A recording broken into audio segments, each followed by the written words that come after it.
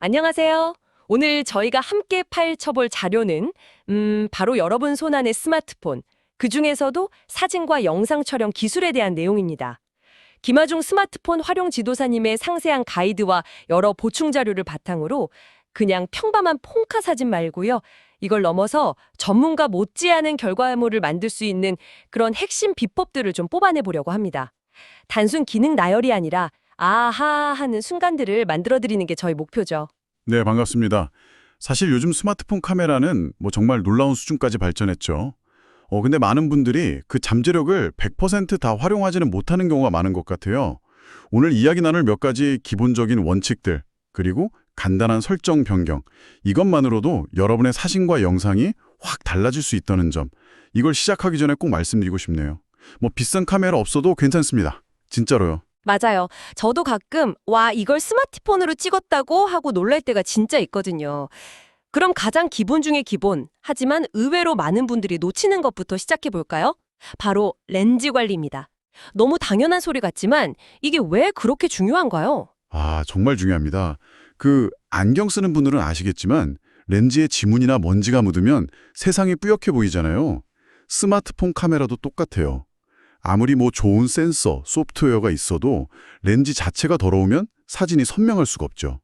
특히 스마트폰 렌즈는 이게 주머니나 가방 속에서 먼지나 보풀하기 같은 게 묻기 쉽고 또 무심코 손가락으로 만지면서 지문이 남기도 하고요. 게다가 이 작은 렌즈가 생각보다 비싼 부품이라고요. 자료 보니까 렌즈 교체 비용이 한 10만 원 안팎이라던데요.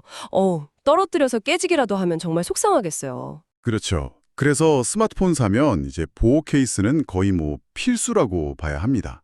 단순히 충격 보호뿐만 아니라 렌즈 주변부가 약간 돌출돼서 바닥에 직접 닿는 걸 막아주는 디자인이 많죠. 요즘엔 아예 렌즈를 덮는 슬라이드 커버가 달린 케이스나 아니면 카드 수납, 거치대 기능까지 막 결합된 다기능 케이스도 흔하고요. 심지어 목걸이 줄 달린 케이스까지 나왔으니까 이게 참 스마트폰 활용 행태의 변화를 보여주는 단면이기도 합니다. 핵심은 촬영 전 확인이겠네요. 일단 찍기 전에 렌즈 상태 보고 부드러운 천, 안경 닦는 천 같은 걸로 가볍게 닦아주는 습관. 이것만으로도 사진 품질이 눈에 띄게 좋아질 수 있다는 거죠. 정확합니다. 첫 번째 핵심 규칙이에요. 찍기 전에 꼭 닦자. 이거 꼭 기억해 주세요. 좋습니다. 렌즈가 깨끗해졌다면 이제 카메라 앱 안으로 들어가 보죠. 설정 메뉴에서 꼭 확인해야 할 것들이 몇 가지 있다고요. 첫 번째는 많은 분들이 특히 셀카 찍을 때 무심코 넘어가는 셀피 좌우 반전 문제. 자료에서는 이걸 함정이라고까지 표현하던데요. 네, 이게 생각보다 큰 차이를 만듭니다. 많은 스마트폰, 특히 갤럭시 기종의 경우 기본 설정이 보이는 대로 저장으로 되어 있을 수 있거든요. 이건 마치 거울을 보는 것처럼 화면에 보이는 모습 그대로, 즉 좌우가 바뀐 상태로 저장된다는 뜻이에요. 거울 속 내 모습은 익숙하지만 그게 실제 남들이 보는 내 모습은 아니잖아요. 가끔 셀카 찍고 나서 사진 속 글씨가 반대로 되어 있어서 당황했던 경험 다들 있으실 거예요, 아마. 바로 그겁니다. 친구들이랑 단체 사진 찍었는데 배경 간판 글씨가 거꾸로 나온다면 좀 어색하겠죠? 그래서 카메라 설정에서 셀피 사진 또는 전면 카메라 설정 같은 메뉴를 찾아서 보이는 대로 저장 또는 좌우 반전 저장 옵션을 반드시 꺼주시길 권장합니다. 그래야 실제 모습 그대로 좌우가 올바르게 저장돼서 나중에 사진을 봤을 때 어색함이 없어요. 설정 확인 두 번째, 사진 비율과 해상도입니다. 보통 어떤 비율로 설정하는 게 좋을까요? SNS에 올릴 건데 정사각형으로 찍어야 하나 싶기도 하고요. 특별한 목적이 없다면요. 일반적인 사진 비율은 세로로 찍을 땐 3.4, 가로로 찍을 땐 4:3 비율이 가장 무난합니다. 대부분 디스플레이나 인화시에도 잘 맞죠. 해상도는 요즘 스마트폰이 워낙 고화소 경쟁을 하다 보니까 최고 설정으로 두는 분들도 많은데요. 최고 화질이 무조건 좋은 건 아닌가요? 용량은 크겠지만. 물론 화질 자체는 좋죠. 근데 파일 크기가 어마어마하게 커집니다. 스마트폰 저장 공간도 금방 차고 사진을 공유하거나 클라우드에 백업할 때도 약간 부담스럽죠. 자료에 따르면 아주 큰 크기로 인화할 계획이 아니라면 12M, 즉 1200만 화소 정도로도 충분히 훌륭한 품질의 사진을 얻을 수 있다고 해요. 일상 기록용으로는 이 정도가 용량 관리랑 품질 사이에 좋은 균형점이라고 볼 수 있겠네요. 아, 그렇군요. 굳이 불필요하게 용량만 차지할 필요는 없겠네요. 그리고 이건 제가 정말 유용하게 쓰는 기능인데 안내선 혹은 격자 기능이요. 화면에 산바이설 격자선 생기는 거 말이죠? 네, 맞아요. 이건 꼭 켜두시라고 강력히 추천합니다. 사진의 기본 중 하나가 바로 수평이랑 수직을 맞추는 건데 이 격자선이 아주 좋은 가이드가 되어줘요. 특히 풍경 사진 찍을 때 수평선이나 지평선을 격자선에 맞춰 찍으면 사진이 훨씬 안정적으로 보이거든요. 또 사진 구도를 잡을 때도 도움이 되고요. 흔히 말하는 3분할 구도 아시죠? 주요 피사체를 격자선이 만나는 교차점에 배치하면 시각적으로 더 흥미로운 사진을 만들 수 있습니다. 마지막 설정 팁. 위치 태그 기능입니다. 이걸 켜두면 뭐가 좋은 건가요? 가끔 개인정보 때문에 꺼두기도 하는데. 아, 위치 태그, 지오 태깅. 이건 GPS 정보를 활용해서 사진을 찍은 장소를 사진 데이터 안에 기록하는 기능인데요. 나중에 갤러리 앱이나 구글 포토 같은 서비스에서 지도 위에 내가 찍은 사진들을 쫙 표시해주죠. 특히 여행 갔을 때 아, 이 멋진 사진 어디서 찍었더라? 하고 기억이 가물가물할 때 정말 유용합니다. 마치 사진일기장처럼 활용할 수 있는 거죠. 물론 개인정보 보호가 걱정되신다면 끌 수도 있지만 여행 기록이나 장소 기반의 사진 정리를 선호하신다면 켜두시는 것이 좋습니다. 자, 그럼 기본 설정은 마쳤습니다. 이제 스마트폰 뒷면을 보면 렌즈가 여러 개 달린 경우가 많잖아요. 이걸 제대로 알고 써야 할 텐데요. 보통 카메라 앱 켜면 1X라고 표시되는 게 기본 렌즈죠? 맞습니다. 그 1X가 표준 화각 렌즈, 보통 23mm에서 26mm 사이의 화각을 가진 광각 렌즈입니다. 화각이라는 건 카메라가 한 번에 담을 수 있는 장면의 넓이를 뜻하는데요. 이 기본 렌즈는 사람의 시야랑 비슷해서 풍경이나 일상 스냅 사진에 가장 무난하게 사용됩니다. 그럼 0.6X 같이 숫자가 더 작은 건 뭔가요? 그건 훨씬 넓게 보이던데. 그게 바로 초광각 렌즈입니다. 화각이 대략 13mm 정도로 기본 렌즈보다 훨씬 넓은 장면을 한 번에 담을 수 있죠. 광활한 자연 풍경이나 좁은 실내 공간 전체를 담고 싶을 때 아주 유용해요. 다만 주의할 점이 있어요. 어떤 점이죠? 초광각 렌즈는 특성상 사진 가장자리 부분이 좀 늘어나 보이는 왜곡 현상이 발생하기 쉽습니다. 그래서 왜곡이요? 그럼 가장자리에 사람이 있으면 좀 길쭉하게 나온다거나? 네, 맞아요. 단체 사진 찍을 때 약간 가장자리에 서는 사람이 손해를 보는 거죠. 이걸 인지하고 구도를 잡거나 인물은 가급적 중앙부에 배치하는 것이 좋습니다. 그렇군요. 그럼 반대로 2X, 3X, 10X 이렇게 숫자가 커지는 건 망원 렌즈겠네요? 멀리 있는 걸 땡겨 찍는 거죠? 정확합니다.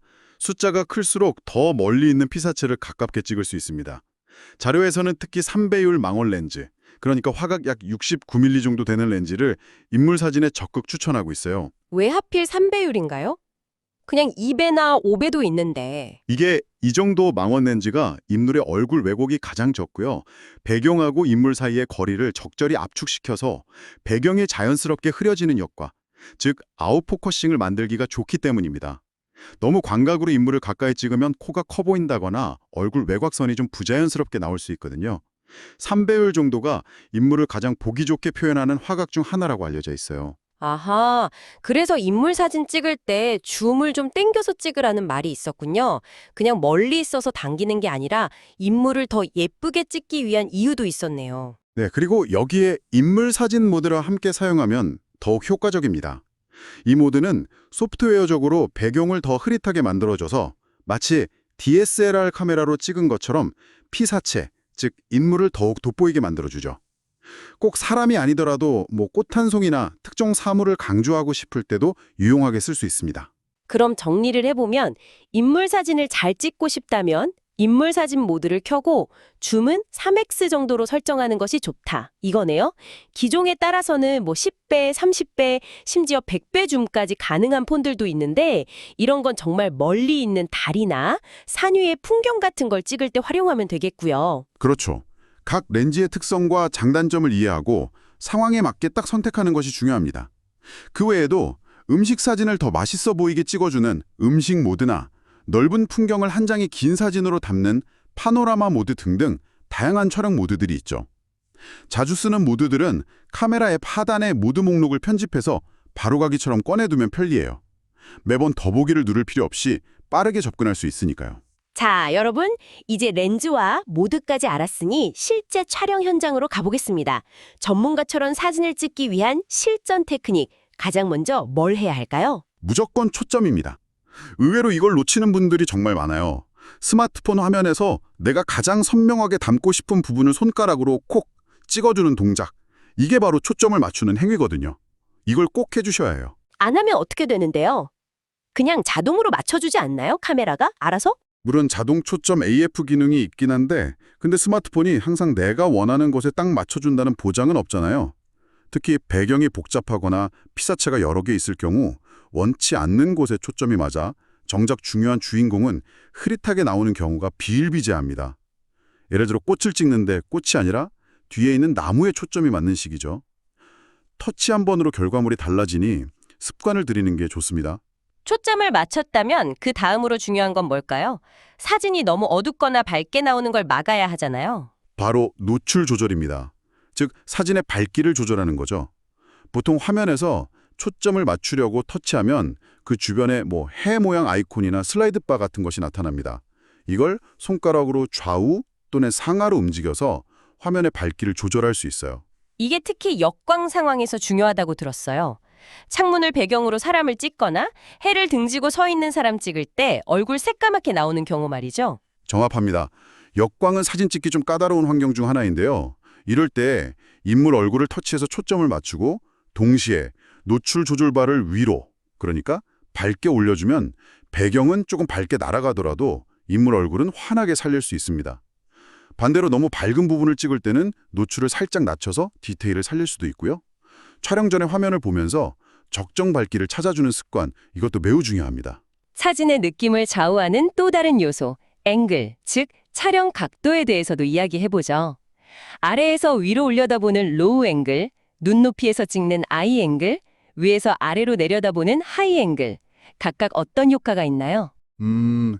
로우 앵글은 피사체를 실제보다 더 크고 웅장하게 보이게 하는 효과가 있죠. 건물을 찍거나 인물의 위험을 강조하고 싶을 때 사용하고요. 아이 앵글은 가장 편안하고 자연스러운 시선이라 일상적인 스냅 사진에 많이 쓰이고요.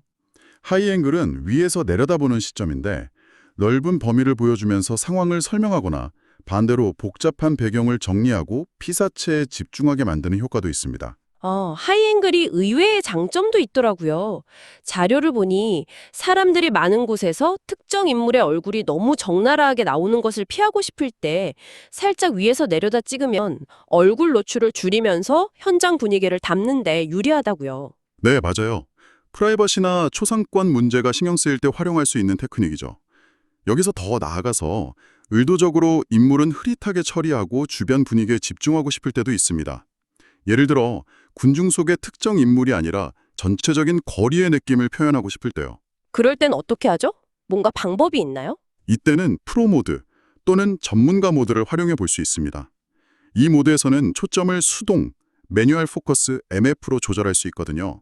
초점 링을 조절해서 의도적으로 인물에게서 초점을 살짝 벗어나게 하면 전체적인 형태나 색감은 유지하면서도 얼굴 디테일은 흐릿하게 표현돼서 프라이버시를 보호하면서도 감성적인 분위기를 연출할 수 있습니다. 이건 정말 전문가스러운 팁인데요? 프로 모드는 어렵다고만 생각했는데 이런 식으로 활용할 수도 있군요. 그 외에 좀 더 빠르고 편리하게 촬영하는 팁들도 있을까요? 결정적인 순간은 정말 찰나잖아요. 놓치기 쉬운데. 그럼요. 대부분의 스마트폰에는 빠르게 카메라를 실행하는 단축 기능이 있어요. 보통 측면의 전원 버튼을 2번 빠르게 누르면 화면이 잠겨 있어도 바로 카메라 앱이 켜지죠. 또 셀카 찍을 때 화면 터치하기 불편할 때가 많은데 이때는 음량 버튼, 플러스나 마이너스 버튼을 누르면 촬영이 됩니다. 손바닥을 펴서 인식시키거나 스마일, 김치 같은 음성 명령으로 촬영하는 기능도 유용하고요. 맞아요. 화면 위에 떠다니는 촬영 버튼, 플로팅 버튼을 원하는 위치에 옮겨놓고 쓰는 것도 편리하더라고요. 엄지손가락이 닿기 편한 곳에요. 맞습니다. 그리고 갤럭시 워치 같은 스마트워치가 있다면 원격 셔터처럼 쓸 수도 있죠. 단체 사진 찍을 때 타이머 맞춰놓고 막 뛰어갈 필요 없이 워치로 보면서 찍으면 되고요. 더 나아가 삼각대나 아주 긴 셀카봉, 짐볼 기능이 있는 것도 좋습니다. 이런 걸 활용하면 손이 닿지 않는 높은 곳, 예를 들어 3m 높이에서 아래를 내려다보는 듯한 독특한 구도의 사진이나 영상을 찍을 수도 있습니다. 평범한 시선에서 벗어나는 것만으로도 아주 창의적인 결과물을 얻을 수 있죠. 와, 진짜 다양한 방법들이 있네요. 자, 이제 사진 이야기는 잠시 접어두고 영상 촬영으로 넘어가 볼까요? 요즘은 뭐 브이로그나 숏폼 컨텐츠 때문에 영상 촬영하시는 분들도 정말 많아졌어요. 영상은 사진과 뭐가 다른가요? 기본적인 원리는 비슷합니다. 영상은 결국 여러 장의 사진이 연속적으로 이어져 움직이는 것처럼 보이는 거니까요. 자료에서는 1초에 약 30장의 사진이 지나가는 것이라고 설명하는데, 그래서 사진 촬영의 기본기, 즉 렌즈 관리, 초점, 노출, 구도 이런 것들은 영상에도 똑같이 중요합니다. 하지만 영상에는 사진에 없는 결정적인 요소가 하나 더 있죠. 아까 잠깐 언급하셨던 소리, 맞죠? 네, 바로 사운드입니다.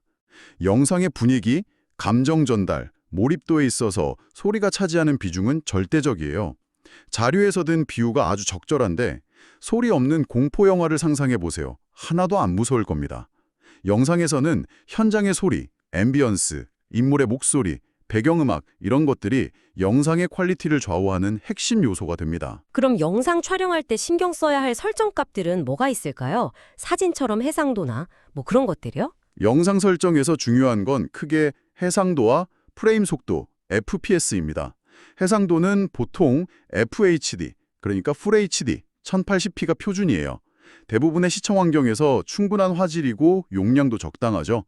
더 고화질을 원하거나 편집 시 좀 유연성을 확보하고 싶다면 UHD, 4K로 설정할 수 있습니다. 다만 4K 영상은 파일 크기가 엄청나게 커서 저장 공간과 편집 시 컴퓨터 사양에 좀 부담을 줄 수 있습니다. 8K는 아직까지는 일반적인 활용 범위를 넘어선다고 볼 수 있고요. 프레임 속도 FPS는 뭔가요?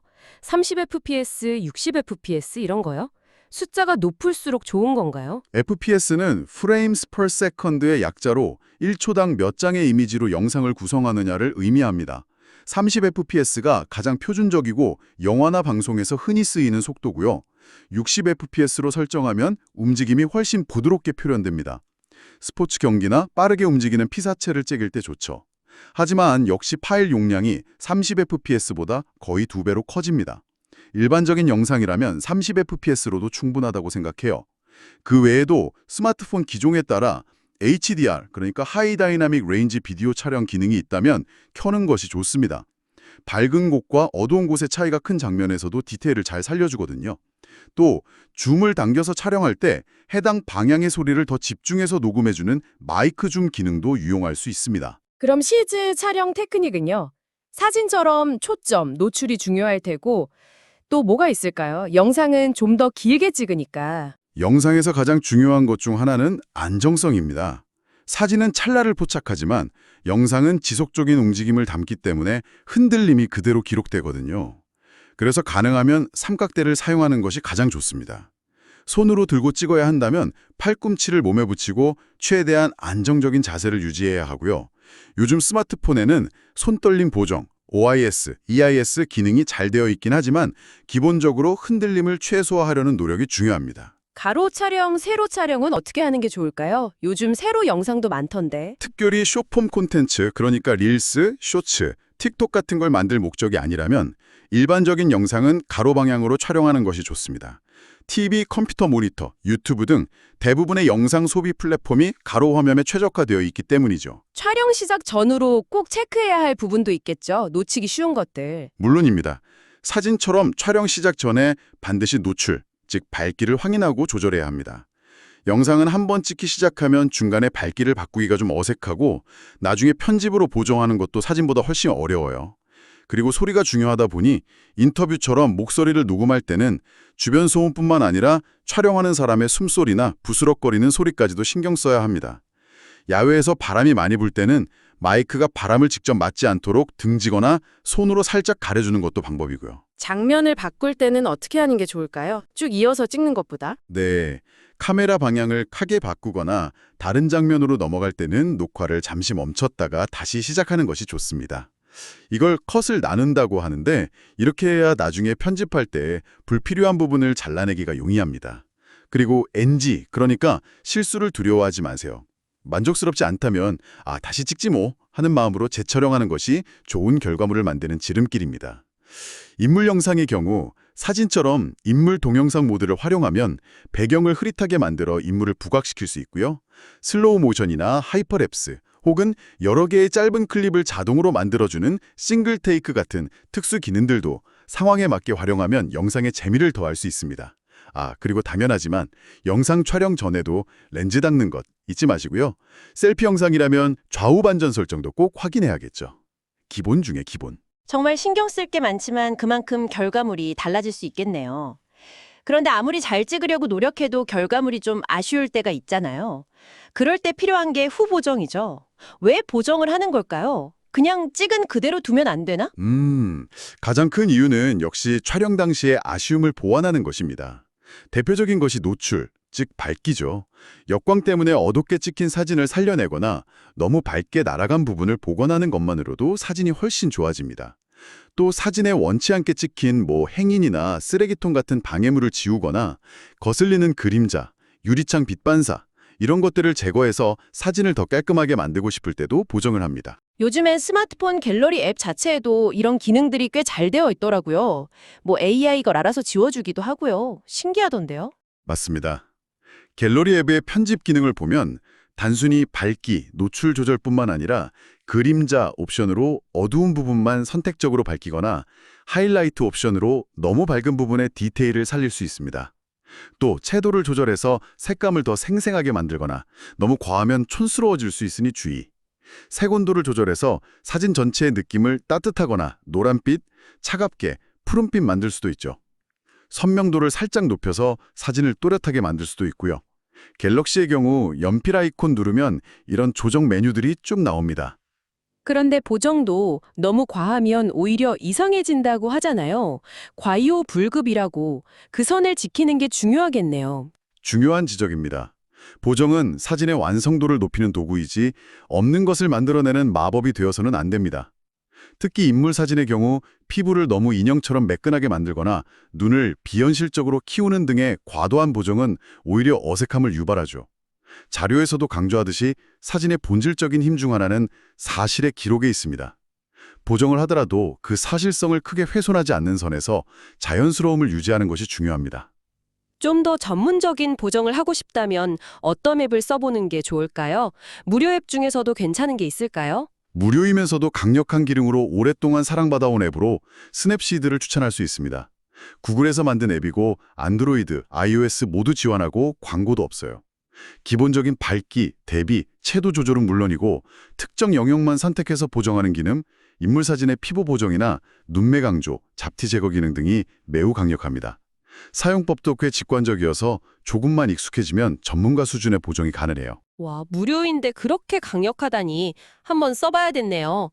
여기서 더 나아가면 이제 AI의 영역인가요? 요즘 AI 사진 편집 기술이 정말 놀랍던데요. 막 없던 걸 만들어내기도 하고. 네, 이제는 단순히 잡티를 지우는 수준을 넘어서고 있죠. 자료의 예시로 나온 것처럼 구글 제미나이 같은 생성형 AI를 활용하면 사진 속 나무 뒤에 가려진 아파트 일부를 자연스럽게 지워버리거나 날아가는 비둘기 색깔을 마음대로 바꾸거나 심지어 인물이 입고 있는 옷 스타일을 완전히 다른 옷으로 바꿔 입히는 것까지 가능해지고 있습니다. 아직 완벽하진 않지만 그 발전 속도가 워낙 빨라서 앞으로 사진 편집의 가능성은 정말 상상 이상으로 확장될 것 같습니다. 정말 영화 같은 이야기네요. 자, 오늘 저희는 김아중 스마트폰 활용 지도사님의 가이드와 여러 자료를 바탕으로 렌즈 닫기라는 아주 기본적인 것부터 시작해서 카메라 설정, 렌즈와 모드 활용법, 사진과 영상 촬영 테크닉, 그리고 후보정의 세계까지 스마트폰 카메라 활용의 A to Z를 훑어봤습니다. 정말 알찬 정보들이 많았네요. 맞습니다. 오늘 나눈 이야기들을 쭉 관통하는 핵심 메시지는 여러분의 스마트폰은 이미 충분히 강력하다는 것입니다. 그리고 그 강력한 도구를 제대로 활용하기 위해 필요한 것은 약간의 지식과 의도적인 노력이라는 점이죠. 설정을 조금 바꾸고 찍기 전에 잠시 생각하고 몇 가지 테크닉을 적용하는 것만으로도 결과물은 분명 달라질 겁니다. 자료 마지막 문구가 다시 한번 떠오르네요.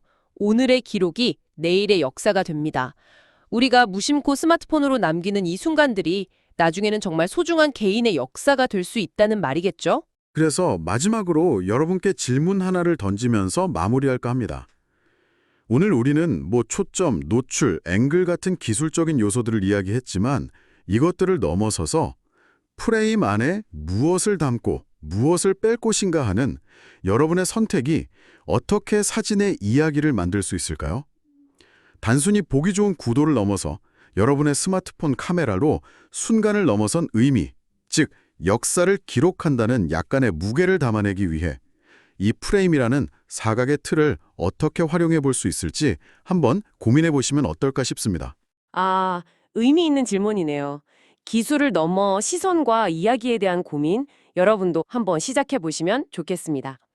오늘 저희의 깊이 있는 탐구는 여기까지입니다. 다음에 또 흥미로운 주제로 찾아뵙겠습니다.